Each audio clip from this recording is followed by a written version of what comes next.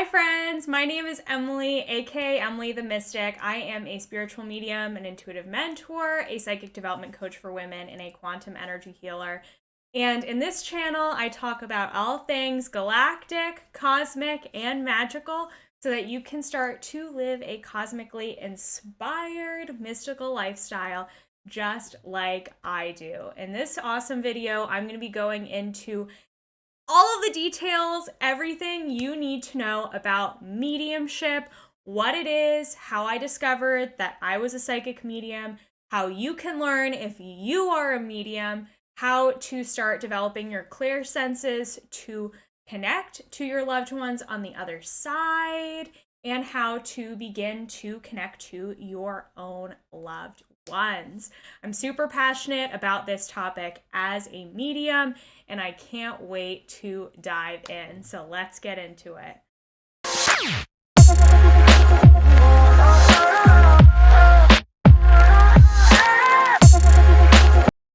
All right, here we are, mediumship, and this Mediumship 101 video. So what is the definition of mediumship?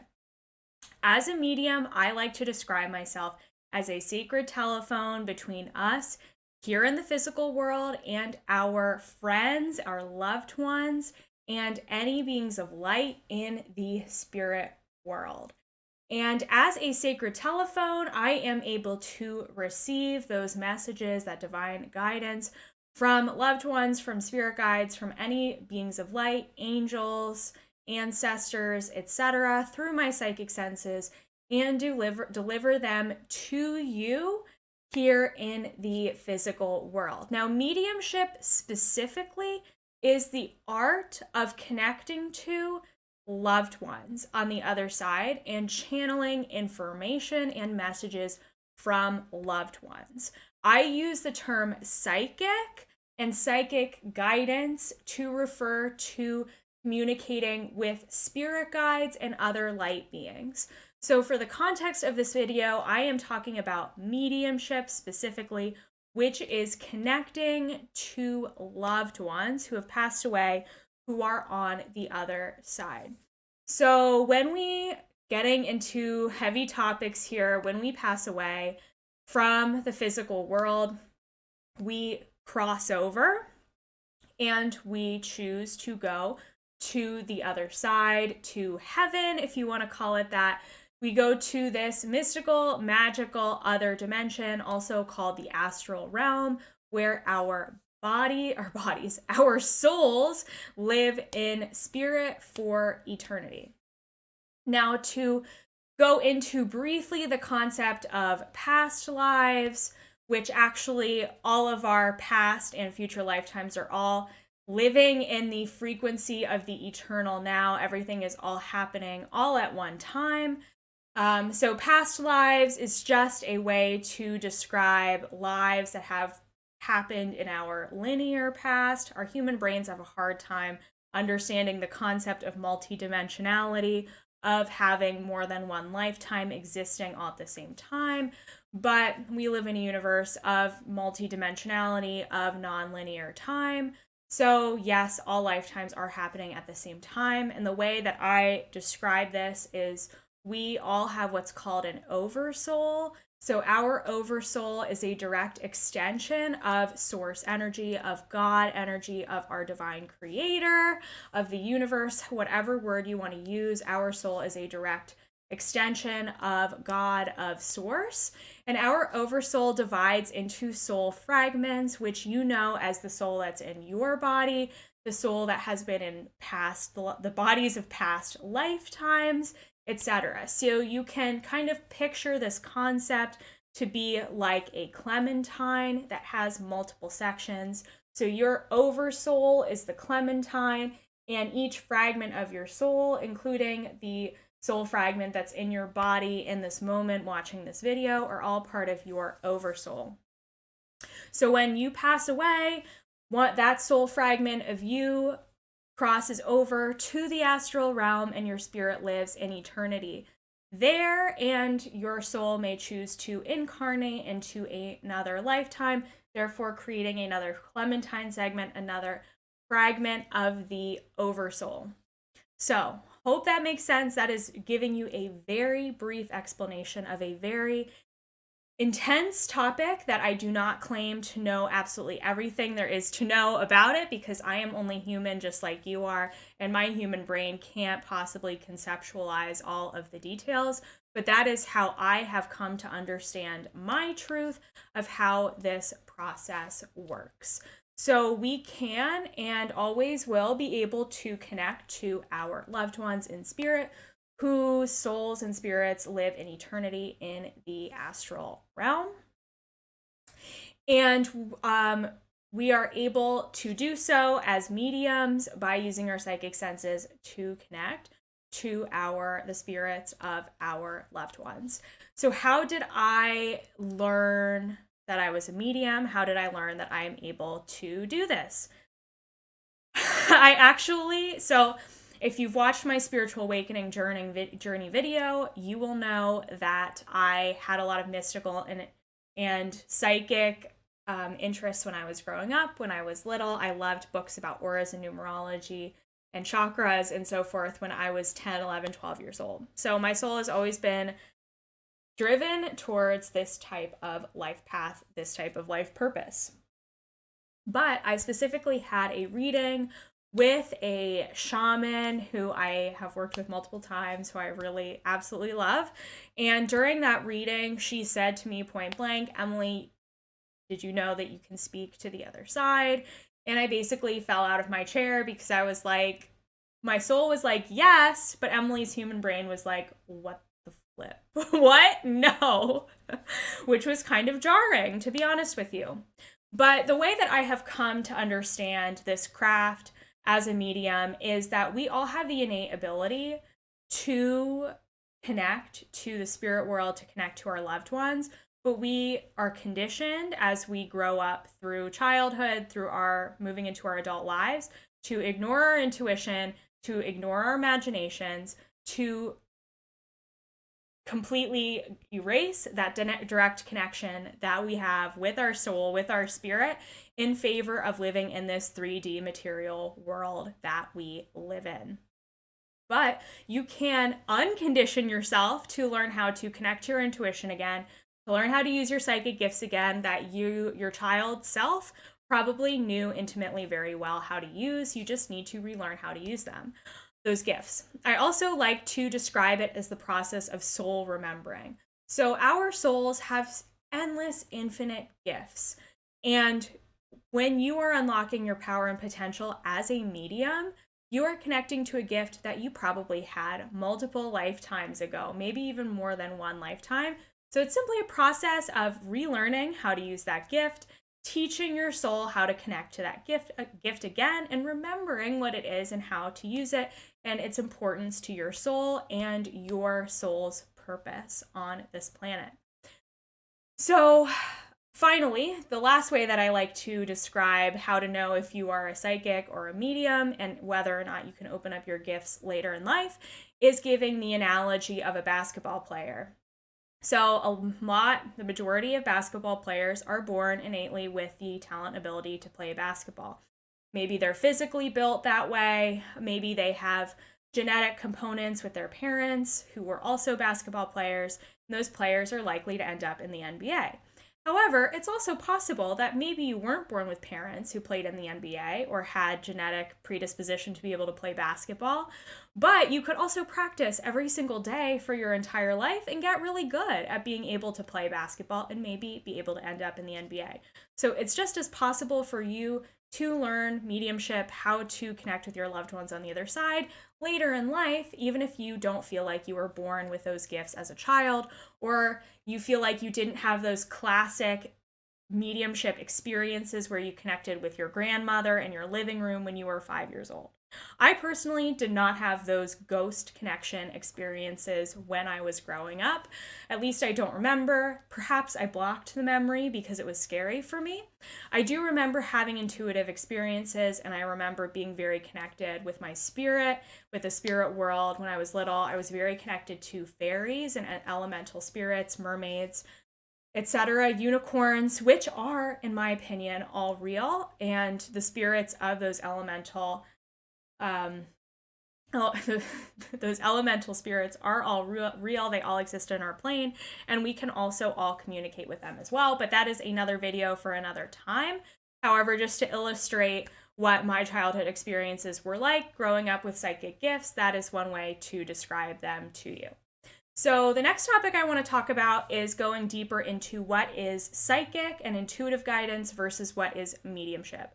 So psychic guidance, again, to me, in my work, this might mean something different to other psychics and other mediums, is psychic guidance is being able to connect to spirit guides, light beings, angels, fairies, elemental spirits, archangels, ascended masters, and so forth, and receiving guidance from them. You are also able to tap into intuitive guidance, and intuitive guidance to me is being able to connect to your higher self and your internal soul wisdom. So psychic guidance is connecting to all beings of light, intuitive guidance is connecting to your higher self, and then mediumship is connecting to your loved ones on the other side. Another way to explain this even better is to think about, now I'm not using a hierarchy when I describe this, but I am using a hierarchy of vibrations to describe this. So this isn't bad versus good hierarchy. This is a hierarchy of energetic vibrations. So every being, every light being, you as a human, animals, your loved ones on the other side, your spirit guides, all have different energetic vibrations.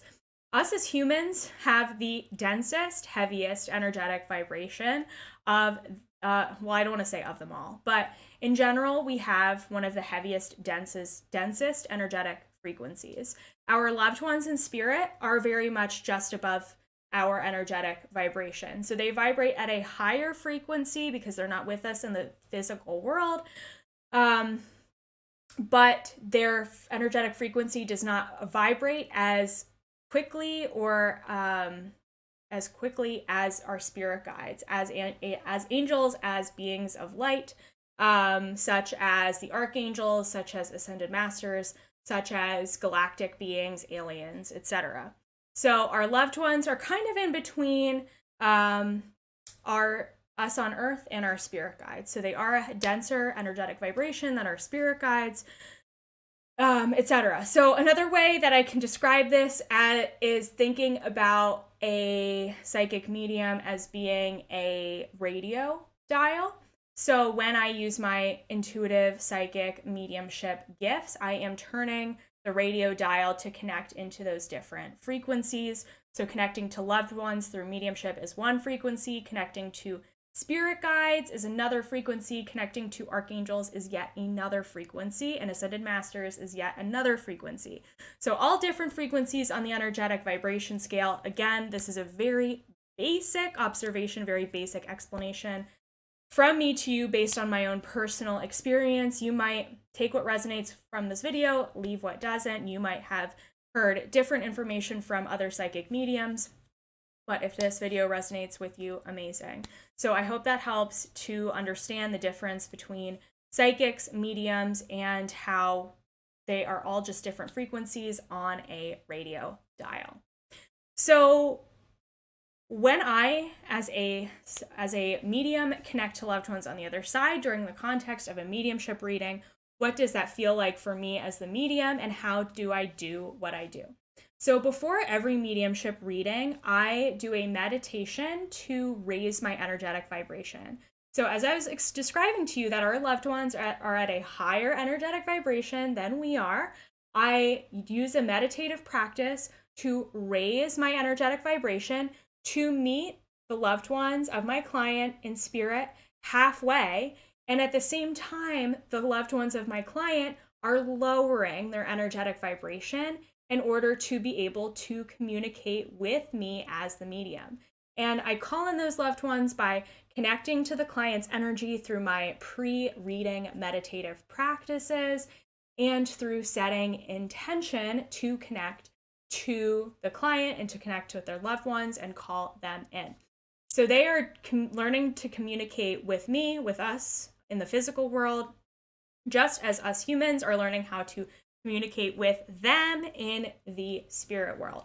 So as the medium, I raise my vibration, I do an energy connection ritual in order to connect to my client and be able to connect into their loved ones. Then I use my psychic senses in order to speak to the loved one.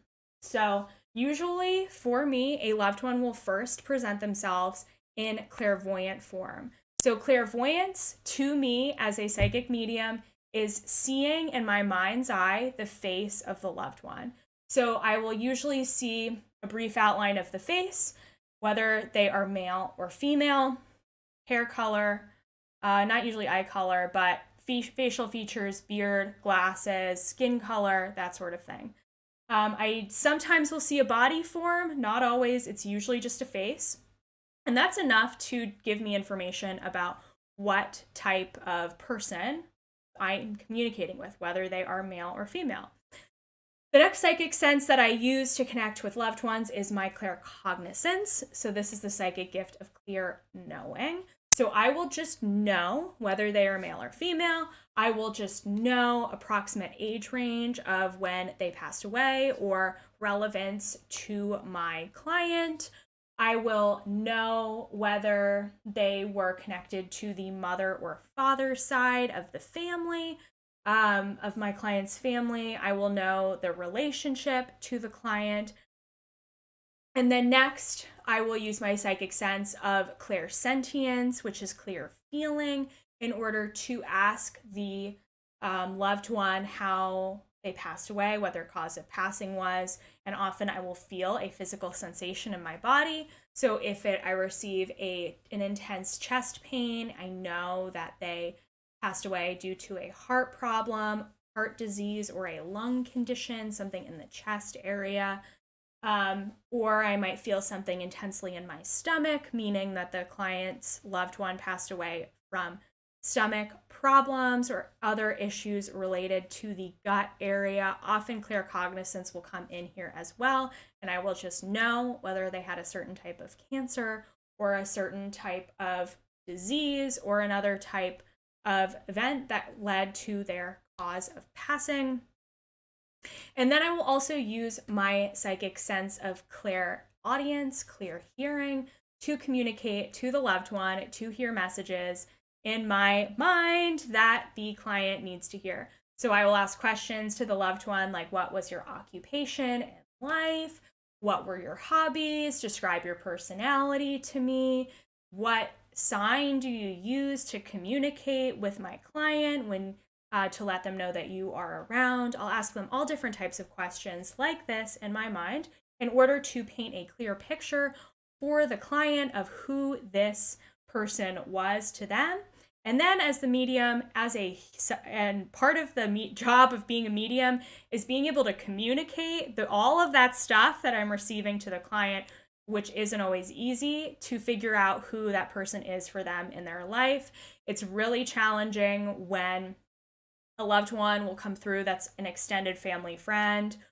Or I had an experience one time where the client wanted to connect to a specific cousin that had passed away in a car accident, and I connected to the friend of the client's cousin that was in the car with them at the same time. But with the information that was coming through, it was very personal to the friend of the client's cousin.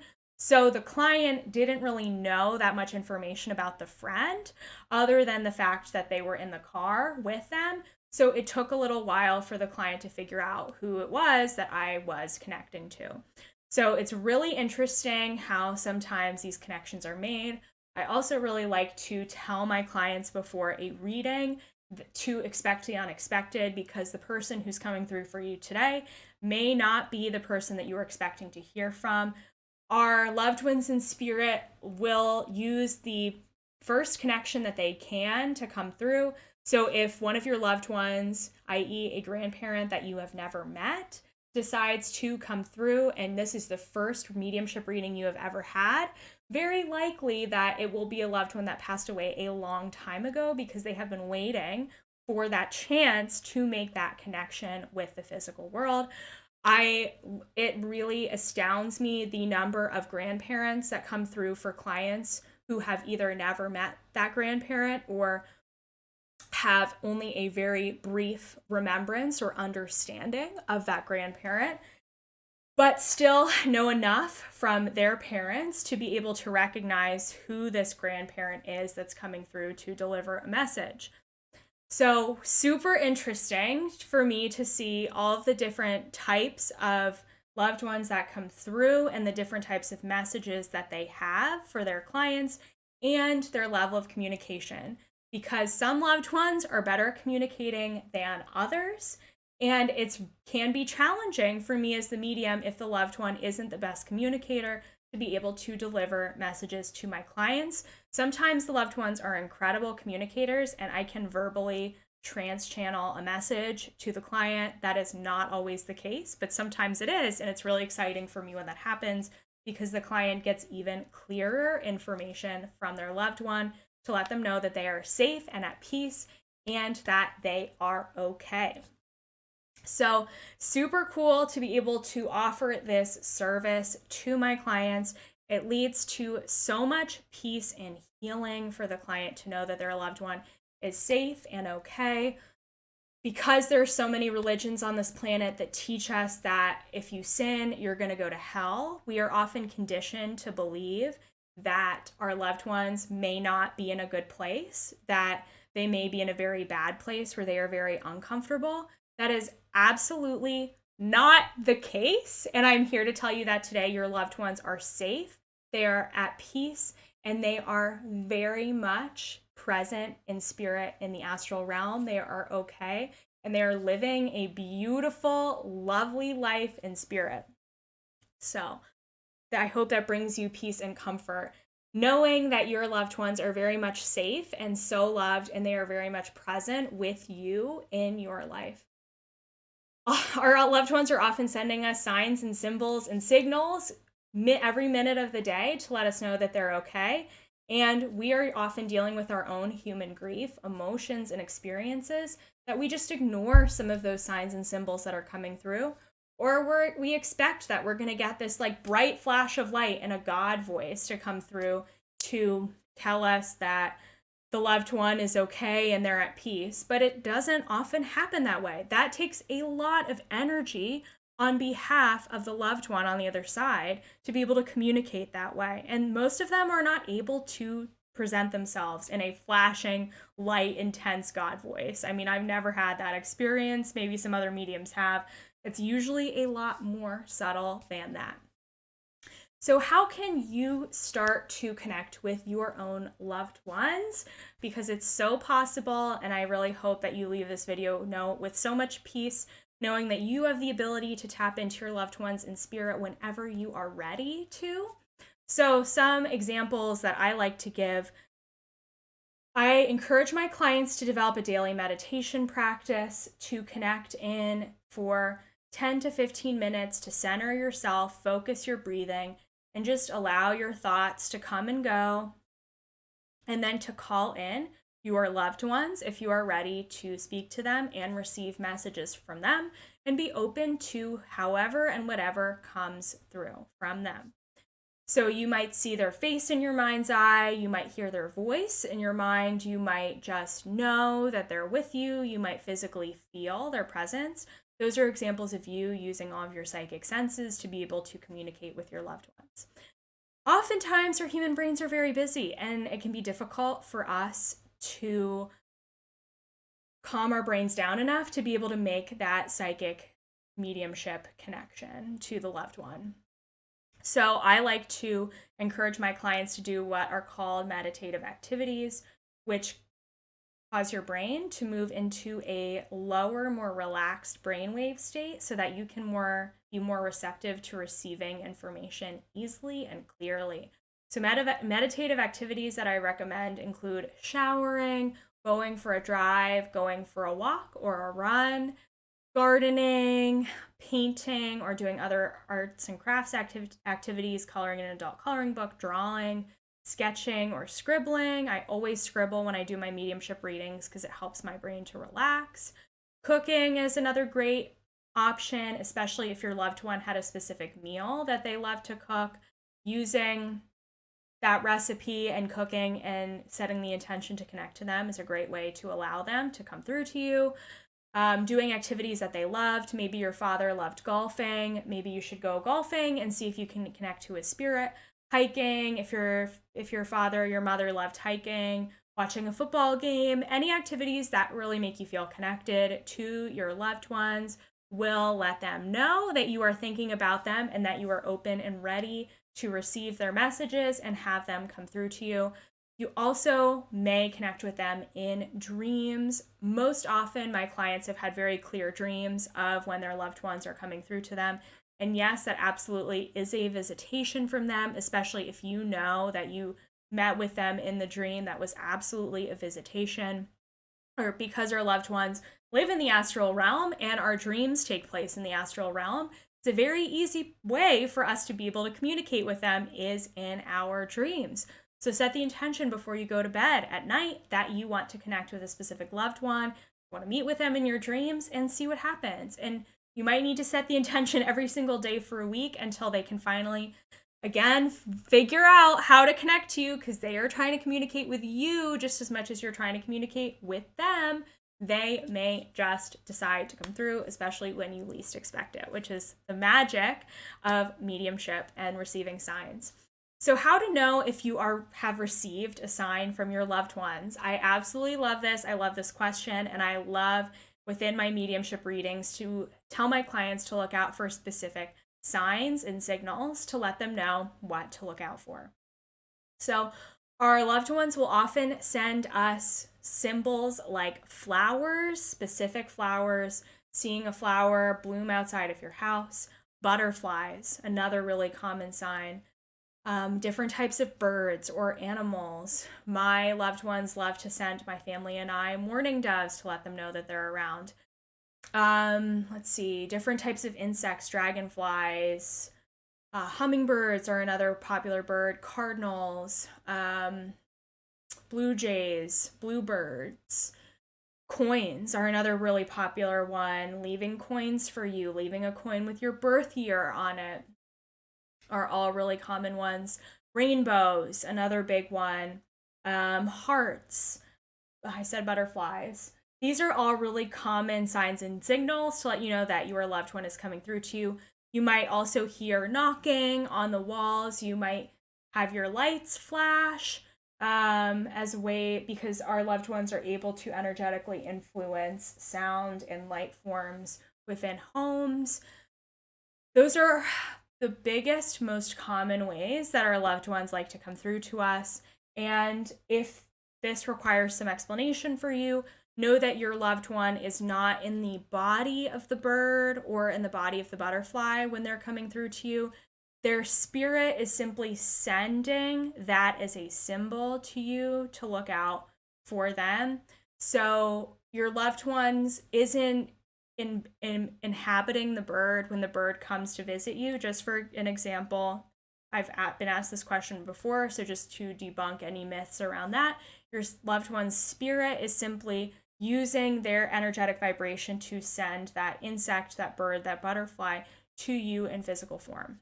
So I hope that clears things up.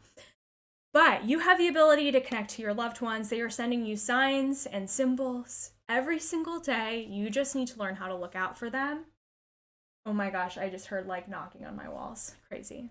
I know my loved ones are here with me right now as I'm sharing this video because they love to connect with me when I'm talking about mediumship. They love to connect with you and they are trying to connect with you. You just need to be open to the experience, to receiving those messages. So right now, if you have a specific loved one in mind that you want to connect with, I want you to set the intention that they send you a specific sign, and I want you to pick a sign to connect with you within the next 7 days. And I want you to set that intention every single day for the next 7 days. So if you want your mother to come through to you and to send you a butterfly while you are outside within the next 7 days, set that specific intention right now and then be patient and open to the experience and see what comes through. All right, guys, thanks for watching this awesome video all about mediumship. Leave a question or a comment for me, whether this video resonated with you, whether you feel like your loved ones are with you in spirit, because they absolutely are. And make sure to like this video and subscribe to my YouTube channel for more cosmic inspired content just like this video. Sending lots of love and light, and I'll see you guys in the next video.